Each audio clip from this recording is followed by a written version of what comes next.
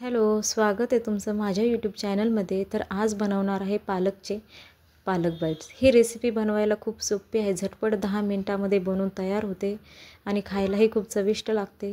लहान मुलांपासून ते मोठ्यांपर्यंत कोणीही पालक बाईट्स खाऊ शकतात.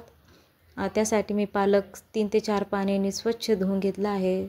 नंतर पालकची भाजी व्यवस्थित बारीक चिरून घेतली आहे.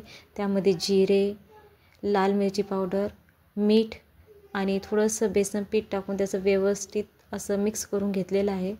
तुम्ही बघू शकता. नंतर तव्यावर मी थोडंसं तूप टाकून पालकचं जे आपण मिक्स केलेलं मिश्रण जे आहे त्याचे मी छोटे छोटे टिक्क्या तव्यावर टाकून घेतलेले आहे. असे 4 ते 5 टिक्क्या मी तव्यावर टाकून घेतलेले आहे. दोन्ही बाजूनी व्यवस्थित तूप लावून आपण चांगलं त्याला क्रिस्पी करून घ्यायचं आहे.